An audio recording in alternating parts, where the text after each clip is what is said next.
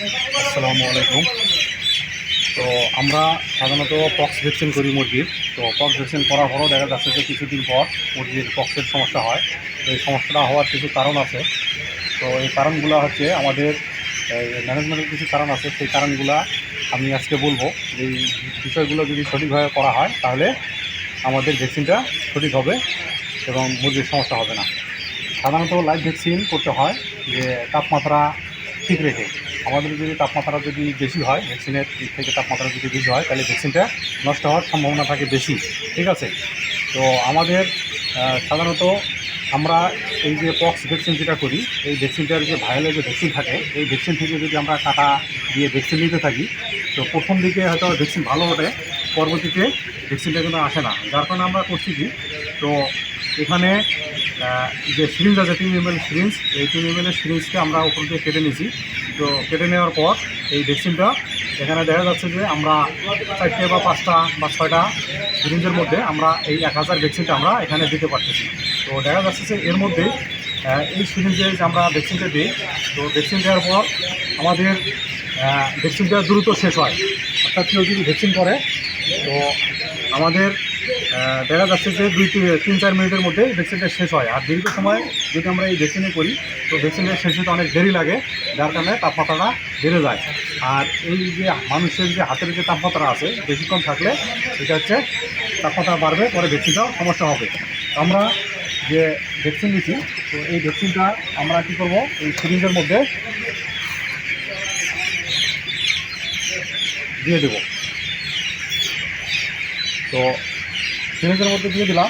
এখন আমরা যাতে তাপমাত্রা না বাড়ে, এখানে আমরা কী করব, এই যে জুটটা, ভেজা যে জুট আছে, সেই জুট দিয়ে আমরা এটা পেঁচাই নেব। ঠিক আছে? তাহলে আমাদের কী হবে, তাপমাত্রা বাড়বে না। এবং আমরা কী করবো, 2-3 মিনিট পর পর এই জুটটা আমরা যদি ভেজাই নেই, তাহলে আমাদের জন্য সুবিধা হবে। আর দেখা যাচ্ছে যে এখানে ভ্যাকসিন নষ্ট হওয়ার কোনো সম্ভাবনা নাই। ভ্যাকসিন যদি শেষ হয়, একটু কমে যায়, আমরা আস্তে আস্তে এটা যদি উপরে উঠাই দেই, তাহলে আমরা এই ভ্যাকসিনটা কী করতে পারবো, সম্পূর্ণভাবে ইউজ করতে পারবো। আর অনেক সময় ভ্যাকসিনের ক্ষেত্রে অনেকেই কী করে, কাটা যে ব্যবহার করে, কাটার এখানে 2টা ফুটা আছে উপরে। ঠিক আছে? আর এই পাশে কিন্তু ফুটা নাই। ঠিক আছে? তো এই ফুটাটা আমরা কী করবো, ওপর পাশে রাখবো। ওপর পাশে রাখবো যাতে এখানে ভ্যাকসিনের এটা থাকে, এই যে থাকে। এবং এবার তুলবো অবশ্যই এটা কাজ করে। ঠিক আছে? যদি খাড়া করি উঠাই, তাহলে কী হবে, আমাদের ভ্যাকসিনটা নিচে পড়ে যাবে। যার কারণে দেখা যাচ্ছে যে 1000 ভ্যাকসিন করবো, দেখা যাচ্ছে মুরগি ভ্যাকসিন করতেছি, 1200, 1300, 1400 ভ্যাকসিন হয়ে যাচ্ছে, তারপরে শেষ হচ্ছে না। তো আমরা করবো কি, এভাবে কাটা বাঁকা করে করবো। আর এই যোগাযোগ কটা বাচ্চা নিয়ে আসবে। তো আর আমরা করবো কি, অবশ্যই এই জুট দিয়ে, ভেজা জুট দিয়ে আমরা এটা ঢেকে নেব, যাতে টেম্পারেচার না বাড়ে এবং আমাদের যে হাতের যে তাপমাত্রা আছে, সেই তাপমাত্রাটাও যাতে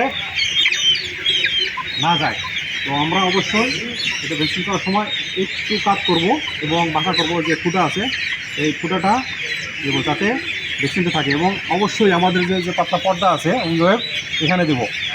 এই জায়গায় আমাদের ভ্যাকসিন করে দিতে হবে। আমরা যদি ভ্যাকসিনটা এই মাংসের মধ্যে যদি যায়, তাহলে এই মাংসটা কী হবে, পচে যাবে। ঠিক আছে? এবং মুরগিটা পরবর্তীতে সমস্যা হবে, ভ্যাকসিনটা সঠিক হবে না। আমরা অবশ্যই কী করব, যে পর্দাটা আছে সেই পর্দাটার মধ্যেই ভ্যাকসিন করব, তাহলে আমাদের ভ্যাকসিনটা সঠিক হবে। আমাদের মনে রাখতে হবে যে ভ্যাকসিনের তাপমাত্রা যাতে না বাড়ে, তাপমাত্রা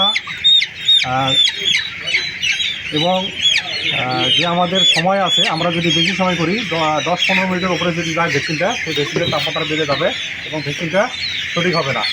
আর হচ্ছে এটা তাপমাত্রা ঠিক রাখার জন্য জুট ব্যবহার করতেছি, মাঝে মাঝে জুট ব্যবহার করবো। এবং এই যে ভায়াল যে আছে আমাদের এখানে, এই ভায়ালটার মধ্যে না নিয়ে আমরা সিরিঞ্জের মধ্যে ব্যবহার করছি। তো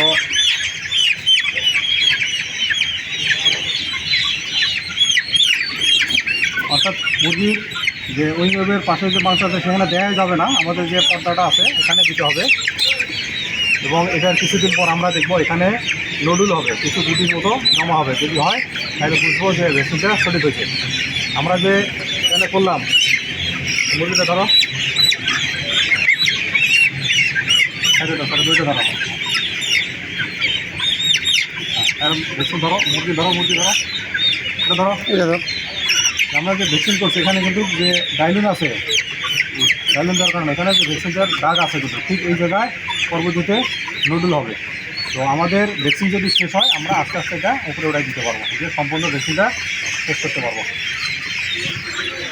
আর যে বালতি আছে এই বালতির মধ্যে অবশ্যই আমাদের যে বরফ পানি রাখতে হবে, যাতে পানির তাপমাত্রা কম থাকে।